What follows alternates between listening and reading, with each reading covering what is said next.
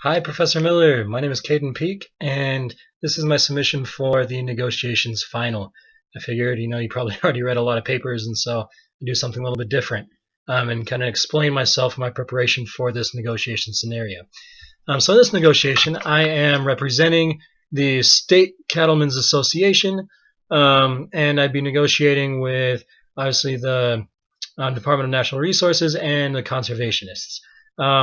However, I think the Department of Natural Resources really, what they really want is just for us to come to an agreement, and so I really think the other party that I'd really have to negotiate with a lot would be the conservationists, while taking into account DNR's perspectives. So first, I'm going to go ahead and talk about the principles and interests of each of the parties involved, and then I'll go from there. So first of all, for myself, as a representative of the State Cattlemen's Association, I think that the main goal is to decrease the wolf population significantly, and that's because they do a lot of damage for the cattle ranchers and to their property, to their cattle, and so I think that's probably the main goal. Also, along with that, I want more licenses to be able to hunt the wolves. Obviously, the more licenses there are, then the more wolves can be hunted, and the more people there are that are kind of keeping tabs on the wolf population. So that helps us out a lot. Also, I guess really the main goal is to protect the property of the cattle ranchers throughout the state. So with that, my goals are to go with, as far as the licenses, either option 2, 3, or 4. 3 would be the best case scenario, but 2 and 4 are kind of negotiable, and I'll talk about that a little bit later. And also scenario 2, as far as hunting practices, because it allows people to use traps and calls and stuff like that. So it's not primitive, but it's also not using dogs that might scare the cattle. So I think that's kind of my interest as the State Cattlemen's Association representative. So going to DNR, they really what they want is they want to be fair to everyone involved, to incorporate kind of their opinions on the subject, and they want us to reach an agreement because that benefits them, not only so they can get rid of this lawsuit against them by a lot of conservationist groups, but also so that it doesn't cost the state a lot of money. So obviously they're interested in saving money or maybe even making revenue, and also we're kind of in a unique situation because they can set the precedent for other states. So a lot of states are looking at them right now to see kind of what they do in the situation. The conservation groups, however, they really have only 2 points. Their main point is they want to conserve the ecosystem, and so that's why their main arguing point against having against hunting wolves right now, the gray wolf, is that they don't know how it's going to affect the ecosystem, affect the wolf population in the future. And also they want public input.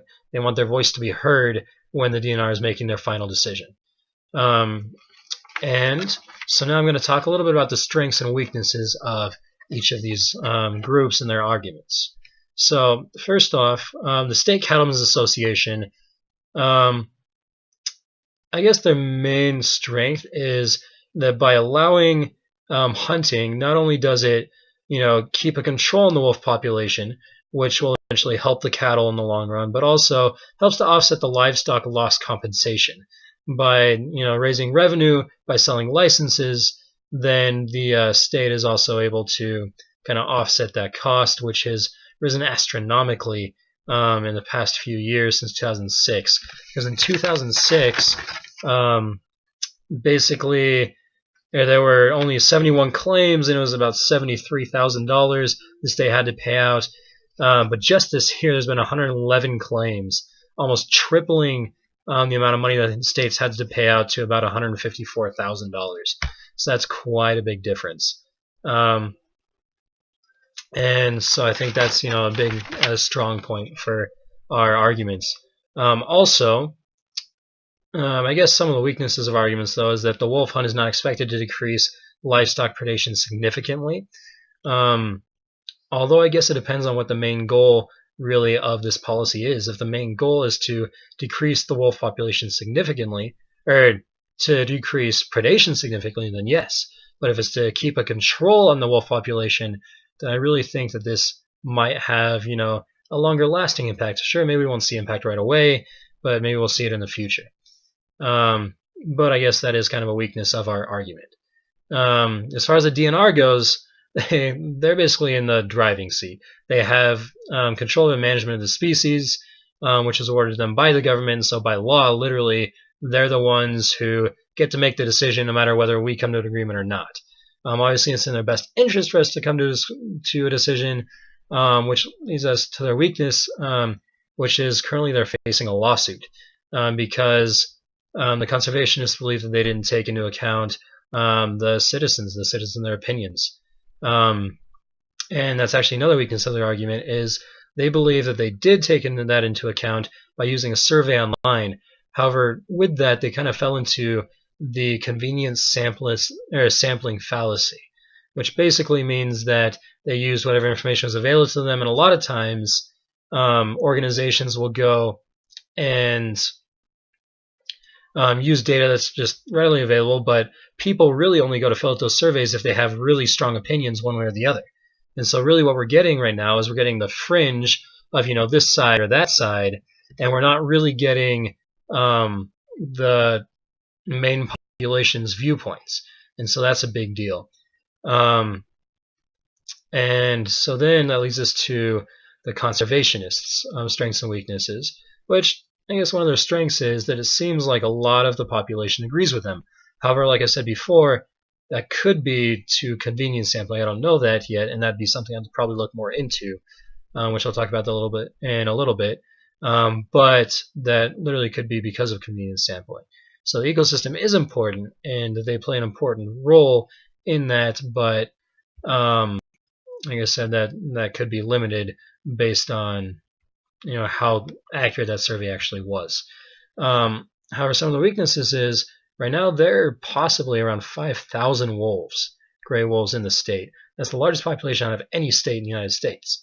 Back as early, as soon as the 1950s, there were about 750 wolves. So really, to say that decreasing the population of wolves would affect that significantly, especially when we're only talking about decreasing it by between 100 to 500 wolves per year, that's really not that big of a difference, and I don't think it would really have that big of an impact.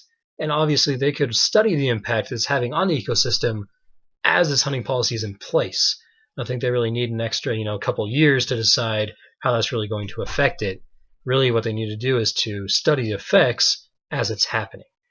So I think that's kind of a weakness of their argument.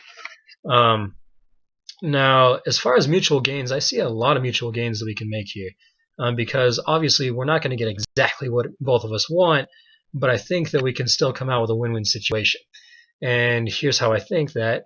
Basically, first of all, I think we can all agree that we want to save the state money, whether that's the conservationists dropping their lawsuits so the state doesn't have to pay for lawyers and things like that, or whether it's just offering licenses both to in-state and out-of-state residents. Out-of-state residents obviously would make the state a lot more money by offering, by option one, offering just 1,000 licenses. We would make about $50,000 depending on if those were all in-state residents, so maybe even more than that. Option two, by offering 2,000 licenses per year, taking about 200 wolves, then that would make the state approximately $80,000 per year, possibly even more depending on how many out-of-state residents there are. Again, option three, by offering 5,000 per 6,000 licenses per year, taking out 400 wolves, that could make the state upwards of 180 grand. That literally is more than enough to compensate for the livestock loss compensation the state's currently paying. So that's a big deal. And really, I guess another strong point for that is that it makes the ranchers happy, because I'm assuming that ranching is probably a big income for the state, and so just however happy the ranchers are, how much money they're making for the state, whether or not they're losing property off of these wolves, it's probably a pretty big deal. Then option four, as far as licenses go, offering 8,000 licenses, $10 per license for residents, $200 for non-residents. Could make probably about $80,000 again, possibly even more depending on how many out-of-state residents we have. So that's pretty significant money. Any of those options really, and like I said before, I'd be willing to negotiate option 3 or option 2 and option 4, even though option 3 would obviously be ideal.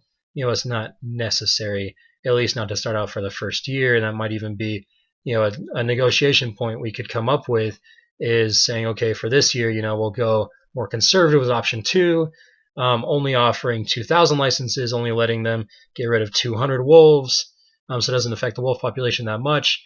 And then you can study the effects, over the next year and see how it's going to affect the ecosystem.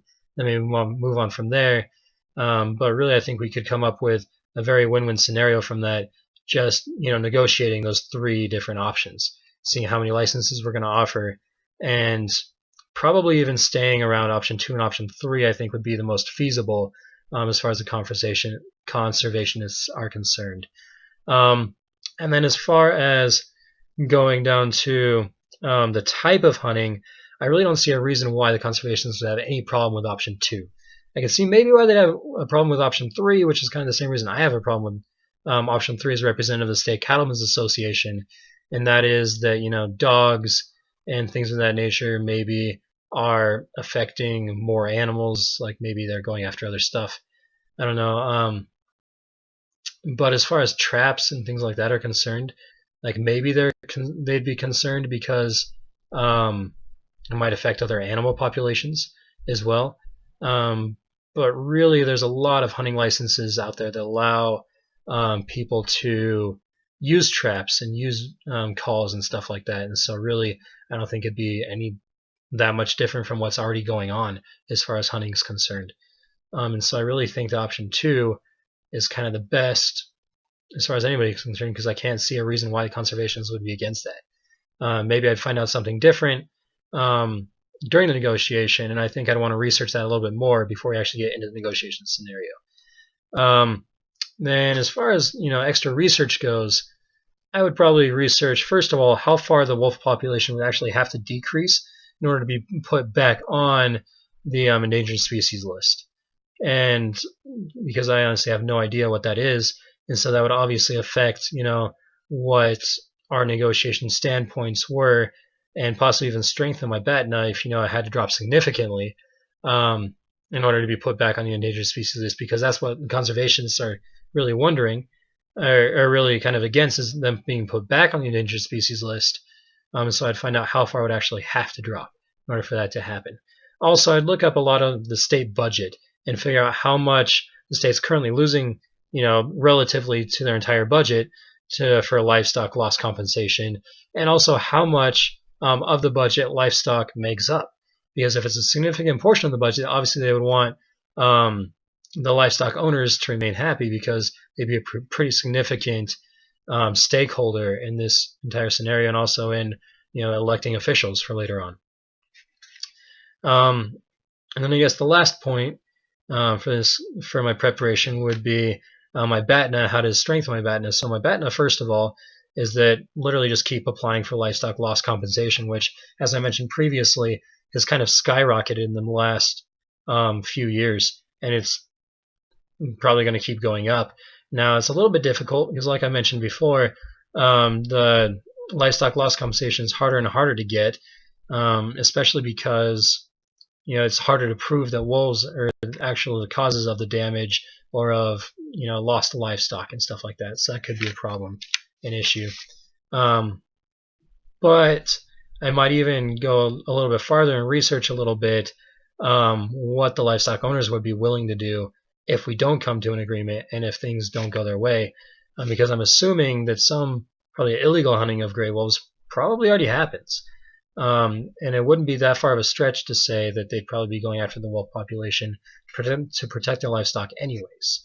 Obviously, there could be some fines and stuff with that, but if they're just killing wolves that come onto their land, or it's really hard to regulate stuff like that. And so I think that could be another talking point that could strengthen my BATNA, is to say, hey, we really want the state to be raising revenue for this, and so in order to avoid, this illegal hunting of gray wolves, just put a cap on it. So that way they can control the gray wolves, the gray wolf population, and make sure it doesn't decrease significantly, but they can also be making revenue for the state. So I think that's kind of a win-win, and that would strengthen my BATNA. So I think that would be most of my preparation for this, as far as this negotiation goes, and I would probably, just see what else happens as we get to the negotiation table, and then maybe take some time off from there to see whatever points they might bring up that I haven't prepared for, and do a little bit more research in the future. So that's my preparation. I hope you enjoyed my video. I definitely enjoyed this class, and I look forward to working with you in the future. Thank you.